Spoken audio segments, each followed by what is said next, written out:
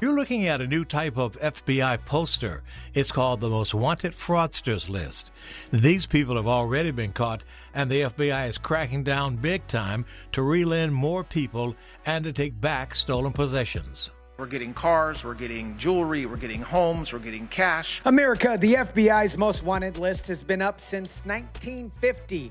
75 years. Terrorists, cartel boss, cop killers. Yesterday, a second wall went live. The same FBI, the same poster, the same tip line, completely different kind of criminal. These people never crossed a border with a gun, never took a shot at an agent. They sat behind laptops and computers and drained hundreds of millions of dollars out of programs that you paid into your entire life. We're talking about a Lamborghini, a Cybertruck, both sitting at a courthouse lawn in Columbus, Ohio yesterday morning, both with government property stickers slapped on the windshield, both bought with the savings of more than 130 Americans who thought that they were talking to a girlfriend. $15 million, 130 victims, run out of Ghana. And the women, they weren't real. AI made up the faces, the conversations, the scripts. The panic was manufactured. Older Americans wired their entire retirement to a crew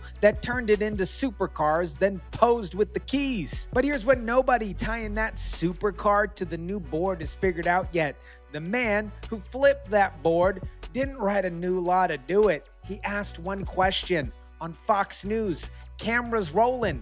3 months ago, one question every administration before him ducked because the answer was going to land on a map that nobody wanted to print.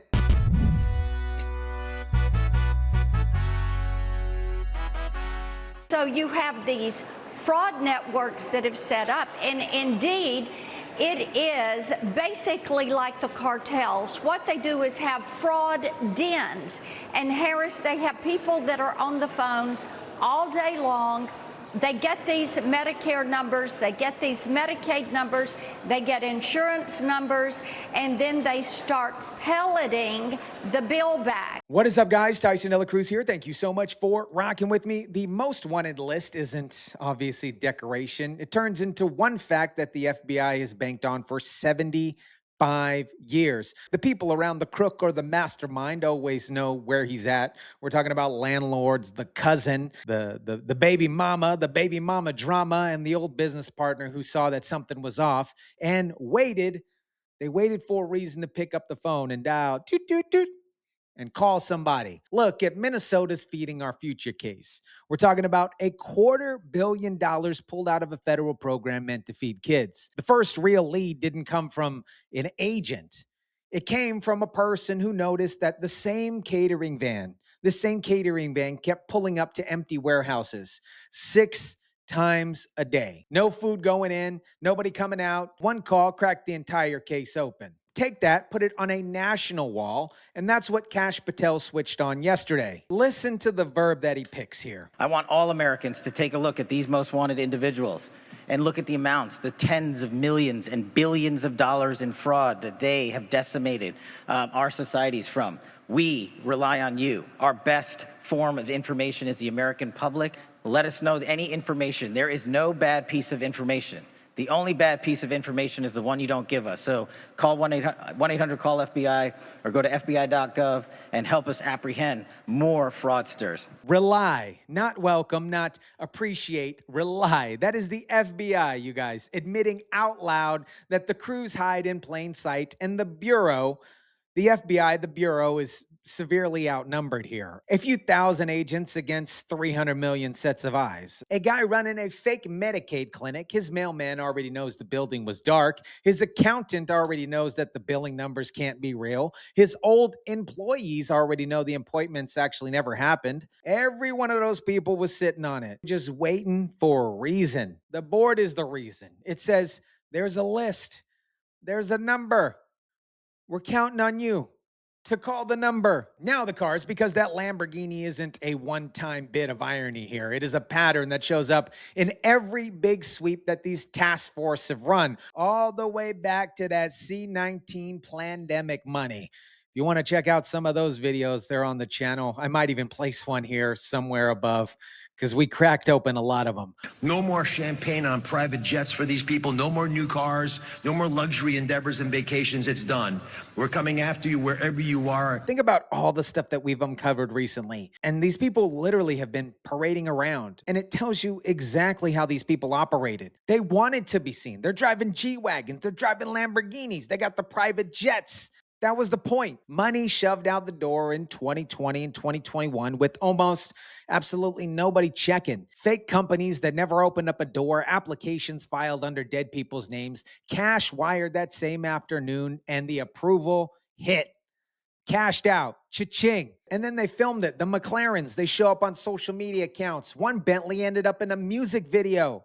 A music video, you guys. The money math here, you guys, is always absolutely the same. 30 grand in reported income, 400 grand in cars registered to a 24-year-old. The tax return basically writes the warrant itself. Every one of these, you guys, starts with the same question. Where'd the car money come from? The cars are the entrail, and here's the front of it. ABA therapy. My medical professionals out there already know what this means, but quick translation for people who don't, because it's a term that's doing a lot of work in a lot of these stories. ABA stands for Applied Behavior Analysis in the medical field. It is the main treatment for kids with autism on the spectrum. One-on-one session several times a week with the licensed specialist. Medicaid pays for it because catching autism early genuinely works and helps people live a better life. And it obviously pays well. And until this task force showed up, almost nobody was checking the bills. 2 defendants have been charged for defrauding a program designed to offer medical services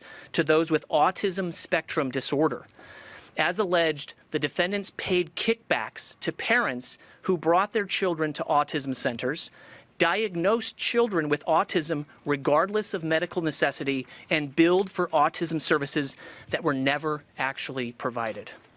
In one final example, 2 defendants have been charged in an over $22 million fraud scheme involving the Individualized Home Supports Program. This program was meant to support disabled individuals who wanted to live in their own homes. Instead, these disabled individuals were used like lottery tickets by these defendants to generate millions of dollars, which these defendants used to expand their real estate holdings, purchase luxury vehicles, and splurge on expensive jewelry. We will not, full stop, tolerate this greed and deceit. And here's the part, you guys, that doesn't wash off. The money leaves, the diagnosis stays. These kids now carry an autism diagnosis in their permanent medical file, maybe the next 70 years. Insurance, school placement, military eligibility someday, background checks, all shaped by a billing code a fraud crew needed a parent, got paid $200 to allow. I want you guys to walk the line with me real quick. The clinic recruits the parent brings in the kid's Medicaid number prints the money, the crew turns that money into car payments. To them, the child was a supply line. The fake diagnosis was just the cost of simply doing business. And the kid is now stuck carrying it for the rest of their life. Now, you guys, on the other end of that machine, the case JD Vance told the AGs at the round table, the one that stopped him cold before he could get out. It's a man who was supposed to be providing services to allow elderly people to live full and independent lives. And what happened instead is that the man who was supposed to provide these services, reimbursed by the Medicaid program, was providing nothing. No services, no help, no check-ins, and the very man, the vulnerable elderly man that he was supposed to be protecting and looking after, was reimbursed by the taxpayer in order to do exactly that. That man died. And one day before he died, after months of being neglected by the caretaker who was getting reimbursed by the American people, one day before he died, he submitted his final reimbursement for services he never provided for a man he never cared for. And that man lived his final moments on this earth neglected, while a fraudster got rich. The billing system doesn't know a man's dead until somebody reconciles the books months and months later. The crew knew that, so the last invoice cleared before anybody wrote down that he actually died. The full visit on paper, 2 hours, vitals taken, meal help, a man who'd gotten nothing, absolutely nothing for months, a man found by somebody other than the person cashing his Medicaid checks, and absolutely none of it tripped an alarm because nobody's watching that transaction in real time. The money clears 4 days. The crew already spent it before an audit comes a-looking. That is the engine, my friends, under every supercar in that Columbus lot. It's not a glitch. It is what the whole thing is built on. Now, you guys, I've been building this for a reason because what comes next is the part that they don't really want you to see. This is the state where the audit numbers first blew open, where the program called Housing Stabilization Services, we've talked about this before, built to keep vulnerable Minnesotans, including veterans, off the street, got hollowed out by $140 million in phantom billing payments before the state finally killed it. And at a White House event, the president named the state's leadership out loud. When you look at the Minnesota scam, a lot of it has to do with Somalia. Nobody's calling out anybody, but a lot of it has to do, but it's Somalia and plenty of others. And I believe the governor is complicit. I believe Ilhan Omar is complicit. I believe that your attorney general is complicit, and if they are, you're going to hopefully find out about it, and you're going to have to do what you have to do. The fact is, the president said it. He said it on camera that he believes Omar, Ilhan, I married my brother Omar, and Timmy Tampon Walz and the state AG are complicit, which in my opinion, they absolutely are. That is his words, complicit. That happened. There ain't no way, at least in my opinion, that none of them or the people under them knew what was happening. The documented part here underneath, the program collapse is absolutely real. And it happened under these state officials who actually ran it. Omar's district, the 5th, covers communities, federal prosecutors tied to the billing network. The housing program started at $2.5 million in 2020 and hit $104 million by 2024. 40 times that it was supposed to cost. That is not an oopsie budget overrun here. That is a program absolutely treated like a Somalian ATM for 4 years. Now, what I can show you versus what I can't. I can show you the dollar figures. I can absolutely show you that. As of recording this video, Omar, Ilhan, I married my brother Omar, has not given a floor speech or a press statement calling for cooperation with federal investigators working her district. What I cannot do, and I won't pretend to do, is be able to read her mind on why she did that. Trump called it complicit. The record shows silence. You decide what it's worth here, you guys. What is absolutely not in dispute here is Timmy Tampon Walz's administration called the federal investigation a sham. Walz called the entire thing a sham. A federal judge then denied their attempt to block the audit. The DOJ surged prosecutors to Minneapolis. The $90 million indictment landed. The quote-unquote sham line is on record, and so is the judge's ruling. When the people, you guys, closest to the scandal go quiet, the quietness itself is absolute information. But for the YouTube algorithm purposes, I'm letting the record say it. I'm not putting words in anybody's mouth. Here is how a most wanted board, a $90 million indictment, 3 press conferences, and a Lamborghini on the courthouse lawn all happened without Congress passing a single new thing. The Hawaii Medicaid program has received billions and billions of dollars from the federal taxpayers. And of course, Hawaii taxpayers have paid in a lot of money into this program over the last years as well. Guess how many convictions or indictments has Hawaii had over the last few years in its Medicaid fraud program? The answer is 0. Not a single indictment, not a single conviction, because the administrators of the Hawaii program just don't take it seriously. They don't think that fraud is a big enough problem. They don't care about protecting resources. They don't care about protecting that Medicaid program. So what does that mean? That means that if you're committing fraud in Medicaid in Hawaii, at least up until now, hopefully now they're going to take it seriously, you have had effectively free reign from the government of Hawaii to commit as much fraud as you want. That is a complete disgrace. 0 for years. Hawaii Hawaii had prosecutors, had the FBI agents, had the state office funded specifically to chase exactly this. What it didn't have was anybody willing to use them, while the federal government kept mailing checks for a job that just wasn't getting done. Here, you guys, is the actual mechanism in plain terms. It is something called Title 42, the rule book of Medicare and Medicaid oversight. This was written back in 1965, 60 years old. It already gives the power to audit, hold up payments, and hand cases to law enforcement. 3 administrations had it sitting in a drawer. Vance pulled it out. No Diddy, by the way. And did one thing that nobody had done. He put 6 federal agencies in the same live data feed at the same time. Medicare agencies, the FBI, DOJ, IRS, criminal investigators, Homeland Security, and an HHS watchdog, all reading the same billing data in real time. First time that it's ever happened at once. Title 18, the federal fraud law, already in the books, the Most Wanted poster, already the FBI director's call to make. Patel didn't ask Congress for a thing. He basically went to FBI.gov and built the page. In just 2 months, we exposed billions of dollars in benefits that have been stolen from the American people. We've referred over $22 billion in fraudulent small business loans back to the Treasury for collection.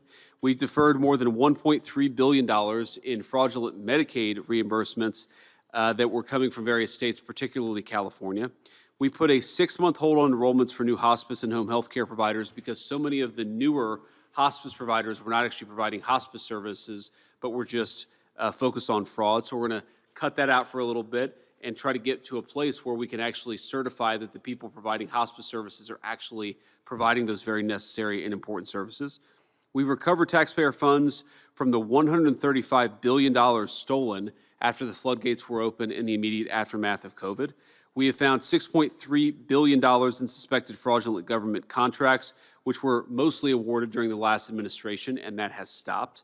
And finally, we've blocked $60 million in student aid fraud. Every dollar on that scoreboard came with no new law behind it. This is the thing here. 6 agencies, 1 live feed. The number isn't just a brag or to brag about it here. It is the first real measure of what coordinated data catches what the old ways absolutely missed. The old ways ran each other's agency's audit one after another, very slow, very time-consuming in separate boxes. The fraud cleared payment and bought a car in the gap between the boxes, closed the gap, and the Lamborghini has nowhere left to hide. Columbus was built on Ohio cases. The biggest dollar figure sits somewhere else. Their submissions of Medicare records and the backup estimates are generating major red flags for us. And we have looked carefully at these records. We are allowed to audit, looking back for a quarter. Dan Brillman, Caprice Knapp, who lead the Medicaid program, spearheaded this effort with a great team. We've discovered $630 million in billing from the folks who are egregiously the top 5% of outliers in billing. This is numbers so big you can't imagine anyone billing for these numbers of patients and that much for each patient. And so we're asking California to clarify for us how it got there. Second big area of observation is when you bill within a state, you should be comparable to the states around you. But in California, that's not been the case. In California, the growth of spending in personal care services, in-home services, is twice the rate of the average of the rest of the country. Here's what absolutely makes California different. They were warned by their own people years before the administration showed up. California's own Auditor General raised the hospice fraud problem back in the state in 2022. The health department started writing rules to cap how many hospice companies one provider could actually run, because one doctor running 20 hospice outfits isn't caring for 20 times more dying people. That rule got pulled before it even took effect. The record that I've seen doesn't say who or it doesn't say why. What it does show is the rule died. And coincidentally, miraculously, the fraud just kept going. And today, a third, get this, you guys, a third of every hospice organization in the entire country is parked in Los Angeles. cities whose death rates come nowhere near explaining how that actually works. 800 of those outfits got suspended in one federal action. Fewer than 20 filed a complaint. That tells you a lot there. 780 said absolutely nothing. When 800 businesses get shut down and that many just take it quietly, they knew exactly what they were doing. Vice President JD Vance is pulling back the curtain on just how bad America's fraud problem has become, urging state attorneys general to target and prosecute scammers. He says his task force has worked to recover $160 billion so far in fraudulent small business loans, COVID relief money, and student aid. Just hundreds of billions of dollars was stolen. And no other administration would do what we're doing. We'll have a balanced budget without having to do anything. This is the kind of money they stole. So congratulations, JD. Be vicious like they are. They're violent people. They're violent, vicious scum. Trump said violent, not white collar, not financial crime, violent. And easy pushback writes itself. Nobody got shot. A billing code was just a keystroke. Where's the violence here? I'll tell you where it's at, you guys. The violence is downstream. It's the kid carrying a fake diagnosis for 70 years. It's the man who died alone while his account got billed for care that never even came. Nothing even showed up. It's the mom whose EBT card got drained at a register by a skimming crew. It is the veteran who lost their housing voucher when the program got eaten alive. The keystroke is clean. What it does to the person is not. That is part of the word violent. And that's what he's reaching for. America, here's the part that nobody clocked about this board going live. It is permanent, not a press release that evaporates when the news cycle moves on, not a task force that dies when the address on Pennsylvania Avenue changes. The Most Wanted list has been around and stood time and time again since Truman. Put a category on it, it grows its own roots. Any future administration that wants it gone has to walk up to a public wall. That one 300 million people can pull up on their phone at any time and take it down in the open. Quietly defunding some audit office that nobody heard of is easy. Yanking a Most Wanted board, it's not. The board protects itself. And Vance said one thing at the round table that didn't make a single evening recap. They're building automatic real-time billing flags. This is software that catches the bad charges before the money ever leaves the account, not chasing the McLaren down the street after it's bought, stopping the payments before they even actually clear. When that's running, the Lamborghini in Columbus, Ohio is the last of its kind. Not because the cops show up faster, but because you can't bill a dead man's account if the system checks the death records first. The FBI used to post terrorists. Now they're posting people who stole your tax dollars. The board tells you where the real war moved. Let me know what you guys think about this. Drop it down in the comment section down below. Smash the like button if you kindly would. Share, subscribe, and as always, guys, I'll catch you on the next one.